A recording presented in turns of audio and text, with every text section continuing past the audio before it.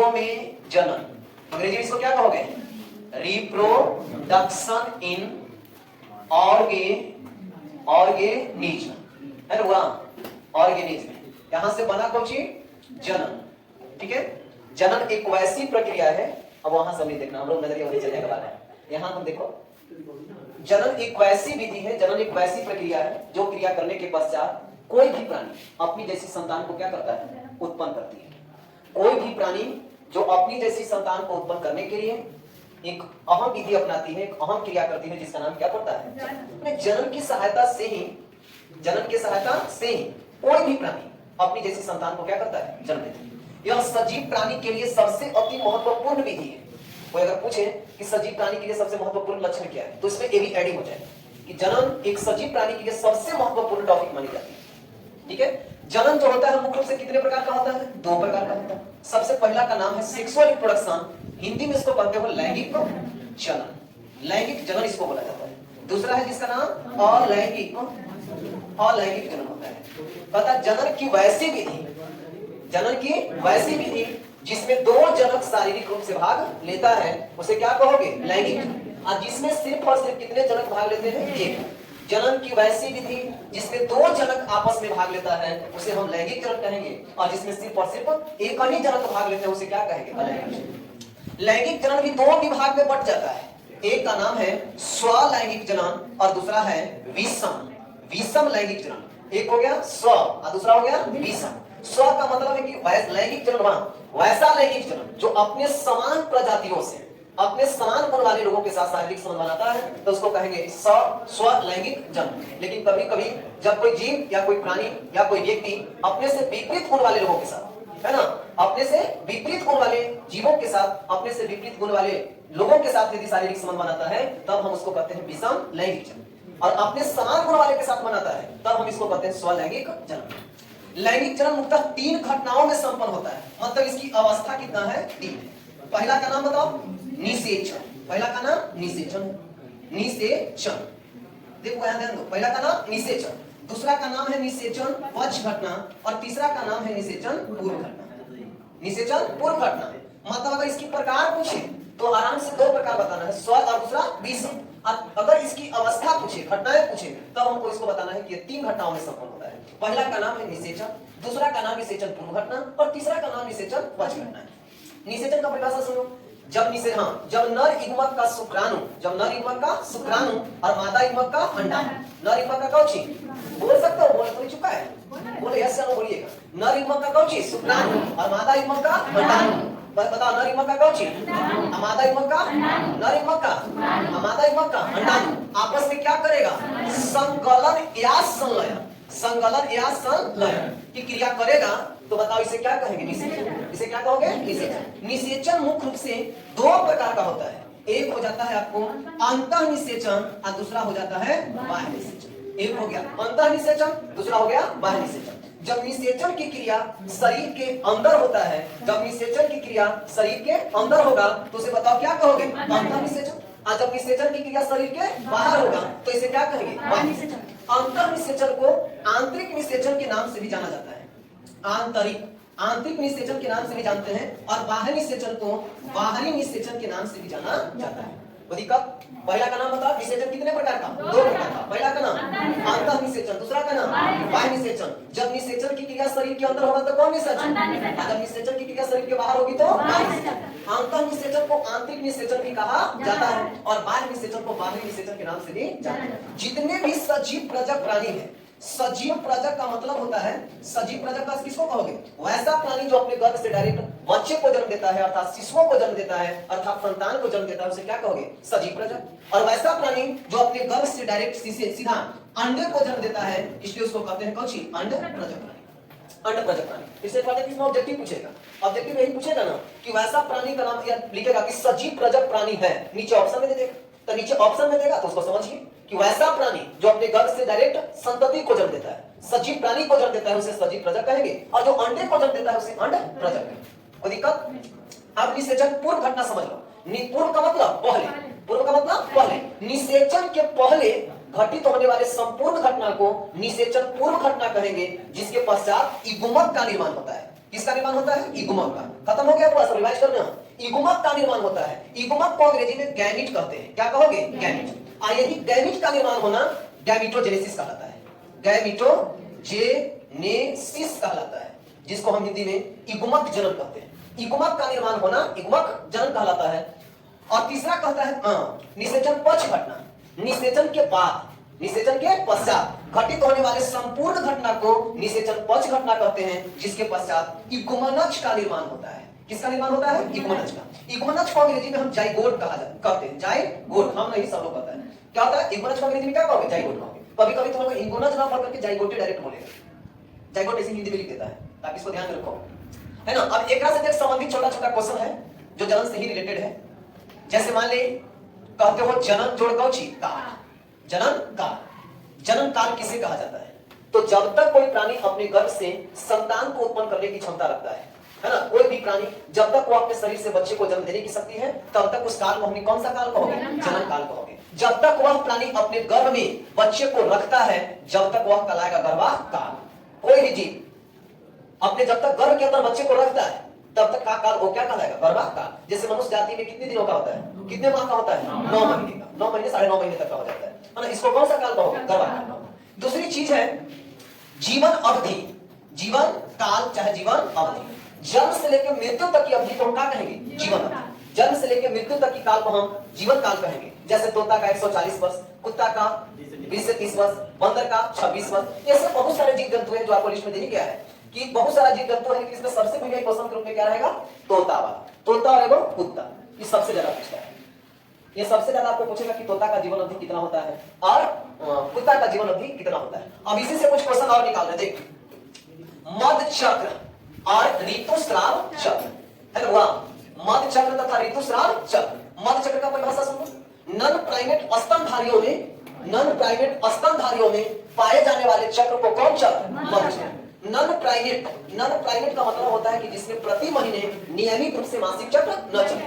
वैसा प्राणी का नाम बताओ जिसमें प्रति महीने नियमित रूप से मासिक चक्र नहीं चलता है, तो हम कह दीजिए कि उसमें कौन सा चक्र पाया जाता है? मध चक्र। और वैसा प्राणी मतलब जिस प्राइमेट स्तनधारी में, प्राइमेट स्तनधारी में पाए जाने वाले चक्र को कौन सा चक्र कहोगे? ऋतुस्राव चक्र कहोगे। इसमें आ जाएगा शेर, चीता वगैरह ये सब जो है, ये भी आ जाता है। गाय भैंस बकरी इसमें आ जाता है। और ऋतुस्राव चक्र में जैसे बंदर, गोरिल्ला, चिंपैंजी, ये सब के सब कौन सी आ जाता है? ऋतुस्राव चक्र। ठीक है, अब आगे बढ़ हुआ। देखो छोटू, अंड प्रजक सदी प्रजक तुमको क्लियर हो गया।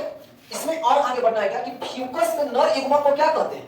फ्यूकस, फ्यूकस में नर युग्मक को, नर युग्मक को क्या कहते हैं? पुमन।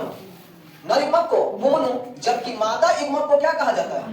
मादा युग्मक को अंड कहा जाता है। अंड कहा जाता है। जबकि मनुष्य में नर युग्मक को शुक्राणु, मनुष्य में नर युग्मक को कौन सी कहोगे? नर युग्मक को शुक्राणु कहा जाता है, शुक्राणु कहा जाता है। जबकि मादा युग्मक को क्या कहेंगे? मादा युग्मक को अंडाणु कहा जाता है। देखो, ये ऑब्जेक्टिव में पूछेगा कि फ्यूकस में नर युग्मक को क्या कहते हैं? पुमनु। पुमनु अधिक, फ्यूकस का मतलब होता है पादप जगह, पेड़ पौधों में। तो फ्यूकस में नर युग्मक को पुमनु और मादा युग्मक को अंड। और मनुष्य में नर युग्मक को शुक्राणु, जबकि मादा युग्मक को अंड। यहाँ तक की बात चल रही है। चल कहां तक लास्ट लिखवाए थे? देखो, जनन काल लिखवा दिए, मध चक्र और ऋतुस्राव चक्र लिखवा दिए। जनन काल नहीं लिखवाए हैं? जनन काल, जनन काल ना लिख के रखा। जनन काल लिख के रख दीजिए। जनन काल, जनन काल लिख के रखा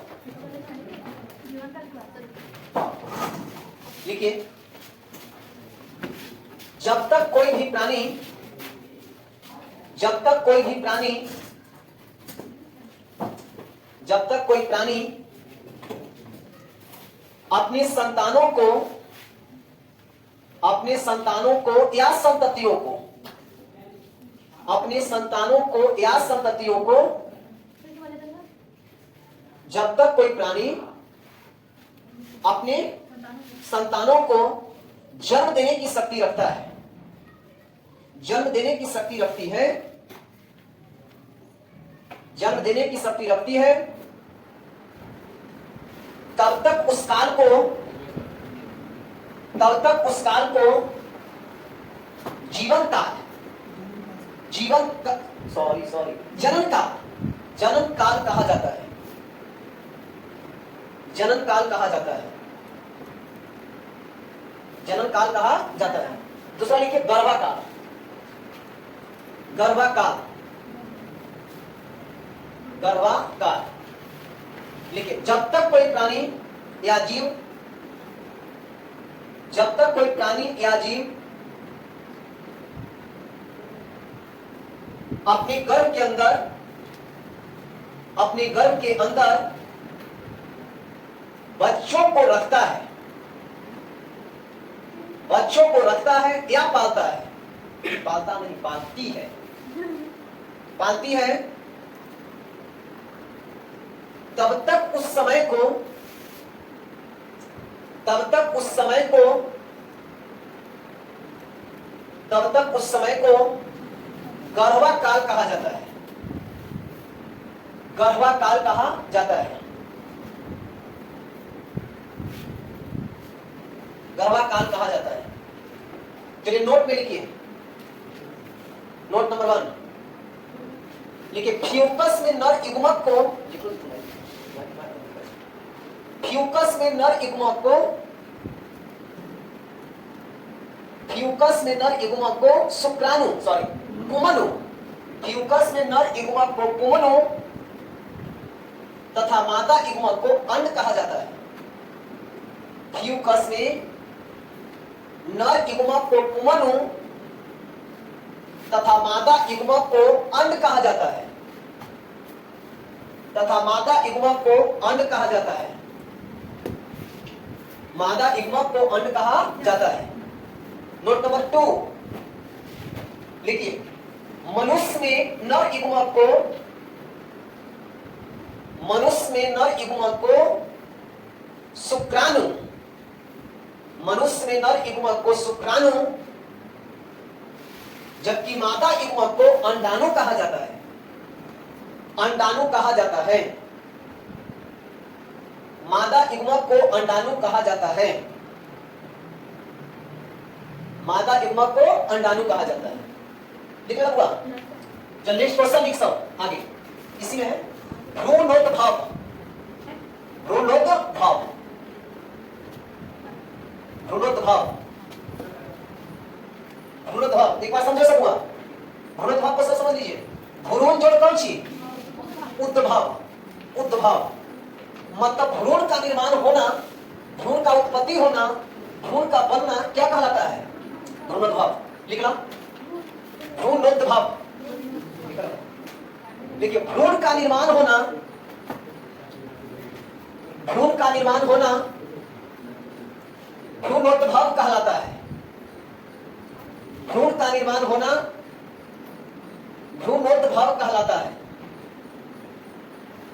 भ्रूण का निर्माण होना भ्रूणोद्भव कहलाता है।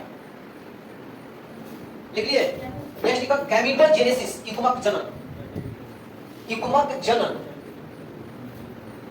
युग्मक जनन, युग्मक जनन, गैमेटोजेनेसिस। उत्तर लिखो इसको, युग्मक का निर्माण होना युग्मक जनन कहलाता है। युग्मक का निर्माण होना युग्मक जनन कहलाता है। युग्मक का निर्माण होना युग्मक जनन कहलाता है। युग्मक का निर्माण होना युग्मक जनन कहलाता है। लिखो हुआ युग्मक स्थानांतरण क्या है? युग्मक स्थानांतरण लिखकर डाल दीजिए। युग्मक स्थानांतरण, युग्मक स्थानांतरण लिखिए जब युग्मक, जब युग्मक एक स्थान से, एक स्थान से दूसरे स्थान तक, एक स्थान से दूसरे स्थान तक स्थानांतरित हो जाती है, एक स्थान से दूसरे स्थान तक स्थानांतरित हो जाती है तो इसे युग्मक स्थानांतरण कहा जाता है। तो इसे युग्मक स्थानांतरण कहा जाता है। तो इसे युग्मक स्थानांतरण कहा जाता है। युग्मक स्थानांतरण कहा जाता है। भाई सब अन्न प्रजक सजीव प्रजक लिखवाना पड़ेगा।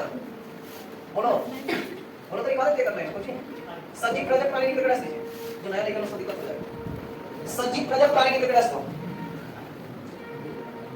सजीव प्रजक प्राणी लिखिए। जब कोई प्राणी अपने गर्भ से शिशु को जन्म देता है, जब कोई प्राणी अपने गर्भ से शिशुओं को जन्म देती है तो उसे सजीव प्रजक प्राणी कहते हैं, तो उसे सजीव प्रजक प्राणी कहते हैं, सजीव प्रजक प्राणी कहते हैं। जैसे जैसे मनुष्य, जानवर तथा कुछ अन्य प्राणी, तथा कुछ अन्य प्राणी। अन्न प्रजक प्राणी में लिख करके डैश करो, अन्न प्रजक प्राणी लिख करके डैश दीजिए, लिखा जाए वैसा प्राणी, वैसा प्राणी या जीव, वैसा प्राणी या जीव जो अंडे को जन्म देती है, जो अंडे को जन्म देती है उसे अन्न प्रजक प्राणी कहा जाता है, उसे अन्न प्रजक प्राणी कहा जाता है, अन्न प्रजक प्राणी कहा जाता है। क्लियर हो गया? चला, अलैंगिक जन्म, जनन की वैसी विधि जिसमें कितने जनक भाग लेता है? बोला गया जी, जिसमें कितने जनक भाग लेगा? एक। उसे क्या कहेंगे? अलैंगिक। अलैंगिक जनन द्वारा उत्पन्न संतान को हम क्या करते हैं? कोरोन सबसे ज्यादा एग्जाम के लायक क्वेश्चन यही है ना। अलैंगिक जनन द्वारा उत्पन्न संतान को क्लोन कहा जाता है। अलैंगिक जनन द्वारा उत्पन्न संतान को एक पुंजक प्राणी कहा जाता है। क्यों? क्योंकि अलैंगिक जनन द्वारा उत्पन्न संतान अपने जनक के बिल्कुल क्या होते हैं? समान। इसीलिए अलैंगिक जनन द्वारा उत्पन्न संतान को क्या कहा जाता है? क्लोन कहा जाता है। जल्दी से लिखा क्वेश्चन, अलैंगिक जनन लिखे, अलैंगिक जनन लिखकर ऐसा लिखे, जनन की वैसी विधि, जनन की वैसी विधि जिसमें सिर्फ और सिर्फ, जिसमें सिर्फ और सिर्फ एक ही जनक भाग लेता है, जिसमें सिर्फ और सिर्फ एक ही जनक भाग लेता है, उसे अलैंगिक जनन कहा जाता है, उसे अलैंगिक जनन कहा जाता है। अलैंगिक जनन कहा जाता है। इसके द्वारा उत्पन्न संतान, इसके द्वारा उत्पन्न संतति, इसके द्वारा उत्पन्न संतति अपने जनक के सभी गुणों में, सभी गुणों में एक समान होता है, एक समान होता है, एक समान होता है। चलो नेक्स्ट क्वेश्चन लिख लीजिए। अलैंगिक जनन द्वारा उत्पन्न संतान को क्लोन कहा जाता है। क्यों? क्वेश्चन लिखिए। अलैंगिक जनन द्वारा, अलैंगिक जनन द्वारा उत्पन्न संतति को, अलैंगिक जनन द्वारा उत्पन्न संतति को क्लोन कहा जाता है। क्यों? क्लोन कहा जाता है। क्यों? क्लोन कहा जाता है। क्यों? चलो उत्तर लिखिए। अलैंगिक जनन द्वारा, अलैंगिक जनन द्वारा उत्पन्न संतति को, अलैंगिक जनन द्वारा उत्पन्न संतति को क्लोन कहा जाता है। क्लोन कहा जाता है क्योंकि, क्योंकि वह अपने जनक के, क्योंकि वह अपने जनक के सभी गुणों में एक समान होते हैं, क्योंकि वह जनक के सभी गुणों में समान होते हैं। क्लियर हो गया? चैप्टर द लिंक क्लियर हो गया ना? अब तरी पूछताछ अभियान चलेगा ना? सब निकालिए उसा पन्ना। जल्दी से निकालिए, कल की परसों टेस्ट होगा जी पूरा चैप्टर का, कल की परसों में पूरा चैप्टर का टेस्ट होगा। 5 चैप्टर जो पढ़ाया मिलेगा प्राइज, प्राइज मिलेगी, प्राइज मिलेगी। कल भी परसों टेस्ट होगा। चलिए खड़ा हो, तो जल्दी खड़ा हो। बताओ तुम जन्म किसे करते हैं? हाँ जन्म, जन्म जीवों के लिए क्यों अनिवार्य है?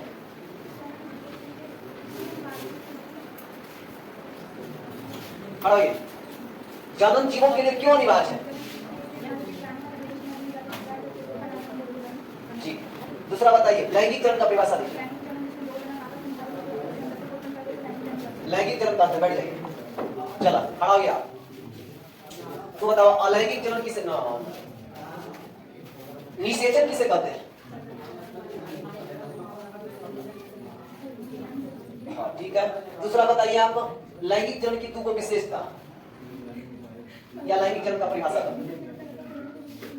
लैंगिक जन्म का परिभाषा दीजिए। लैंगिक जन्म किसे कहते हैं? आप पढ़ो, लैंगिक जन्म किसे कहा जाता है? बोला जैसे निषेचन किसे कहते हैं? बैठ जाइए, आप पढ़ा दीजिए। बताइए अंतः निषेचन किसे करेंगे? फिर एक बार, शरीर के अंदर। एक और आप बताइए, लैंगिक जन्म का परिभाषा दे दीजिए। बैठिए, खड़ा हो गया। बताओ जन्म जीवों के लिए क्यों अनिवार्य है?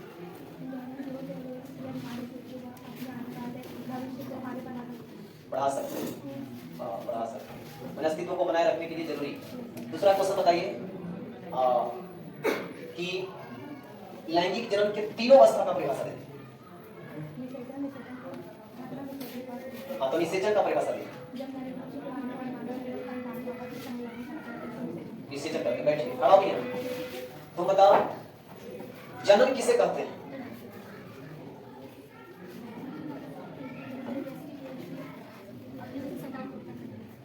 अपनी जन्म देती है। तो बताओ लैंगिक जन्म का परिभाषा, लैंगिक जन्म का परिभाषा दीजिए।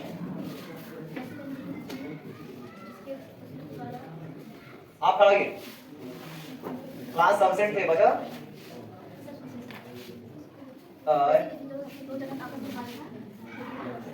बैठ जा, बोला काहे मने कल काहे हुए? कहाँ पर रहा था? नहीं पर रहा था, बेटा से नहीं आता। आवाज भी तो बारिश हो ही रही थी, आवाज तो दोहरे वाला बारिश हो रही। ना आवे के मानते तनाव ना खड़ा ना बिना खड़े ना है। बड़ी बड़ी बारिश हो जाएगी तो क्या मतलब क्लास हो जाएगा। जब बालात पढ़ाओ जल्दी से लाओ, ये लाओ, ये इंग्लिश लाओ, टेक्निकल खड़ा हुआ। हाँ जी चलिए बताओ, यहीं से सुन लेते ना। खरगोश का गुण सूत्र कितना होता है? बताएगा नहीं पूरा? खरगोश का बता दो। प्याज का गुण सूत्र कितना होता है? कार्तिक। मेढक का गुण सूत्र कितना होता है? आगे ही पूछ रहे हैं, पीछे वाला बताओगे तो ना आगे पीछे। आलू का गुण सूत्र कितना होता है? 48। बहुत अच्छा विशाल। कभी याद है बचोता आप परीक्षा परीक्षा का 2 घंटा हमारे पास तुमको बैठने के लिए बोला है, तुमको बोलेगा खाओ पहले, जब तक श्रम नहीं लगेगा तब तक पढ़ो कैसे? तो बताया था बड़ा था। और आलू का तो कितना हुआ है? आलू का कुछ यार आलू पे ना एक तो क्या था ना बस प्रिंस प्रिंस प्रिंस एक अपन क्या करो प्रिंस। तुम बताओ मनुष्य का गुण सूत्र कितना होता है? 46 का उत्तर का अंकित नहीं। बताइए मच्छर का गुण सूत्र कितना होता है? आठ बाय बार बाटे बताइए। लेवे नहीं क्या होगा तो मिलेगा कहां से? अच्छा कोई बात नहीं। हाथी का दीवाना भी बताइए। बढ़िया से खड़ा हो। मुन्ना बताओ मगरमच्छ का जीवन अवधि, मगरमच्छ का जीवन अवधि ये कहां देख रहा है ना, इतना सटाक से लाइक कसते हो जाओ। मगरमच्छ का जीवन अवधि गलत है, बता दिया जौन बताएगा उसको, जो सुनेगा उसकी बात उसको दोनों बिठाओ, बता देते हैं इससे। चील का जीवन अवधि बताओ। चील चील तुमसे बोले ना, ठीक है। बगल में नहीं, हाँ खड़ा हो बगल में, आप कब से तोता का जीवन अवधि बताइए। ए जी लड़को रखो 140 वर्ष ना। विकी बताओ हाथी का जीवन अवधि कितना होता है? लिस्ट रखा है बगल में, दोनों घट के मान खड़ा हो। कुत्ता का जीवन, कुत्ता का गुणसूत्र कितना होता है तुम बताओ। हटो दो प्लीज, मुन्ना ऐसा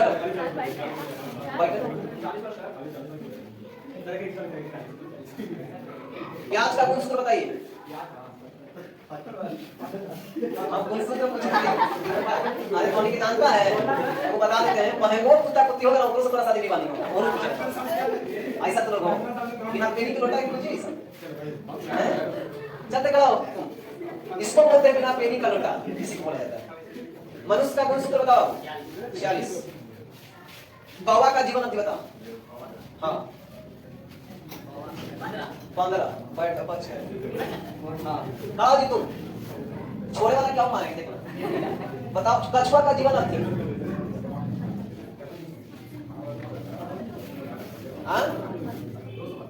200। ठीक है। टमाटर का गुणसूत्र कितना होता है? टमाटर का गुणसूत्र ये बेच से कोई नहीं खड़ा है, खड़ा बताओ। जनन किसे कहेंगे? जनन। तंबाकू का गुणसूत्र कितना होता है? तोता का जीवन अवधि कितना होता है? 1।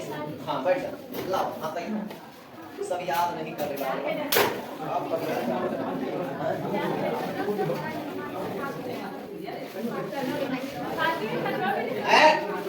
No fasting, no fasting, no. अरे कोई बात नहीं,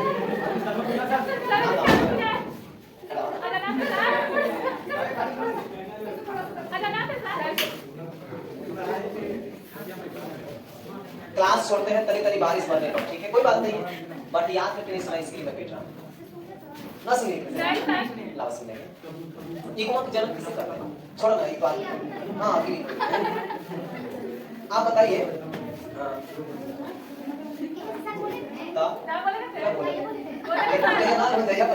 क्षय रोग बताओ कौन सा बैक्टीरिया के कारण होता है? क्षय रोग। अंदर आ जाओ भैया, हाँ तो पूछ लीजिए, बैठ जाओ। सब जाना, हाँ ऐसा एकदम टाइम। बाप रे बाप, इधर खड़ा हो।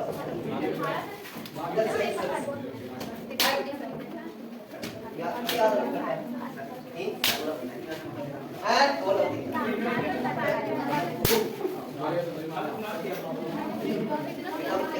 याद जा याद जा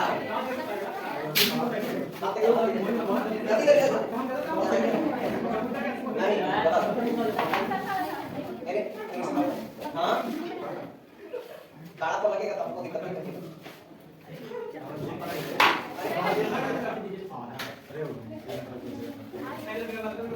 याद करिए, सुन लीजिए देर का है विकी। सुनो ये एक चैप्टर में से मात्र 5 को ऑब्जेक्टिव निकालना है। सुनो बता देते हैं देर का, इस चैप्टर में से मात्र 5 को ऑब्जेक्टिव निकालनी है। पहला ऑब्जेक्टिव का नाम है समरी, थोड़ी बात बोले ना कुछ ये सब बताता है।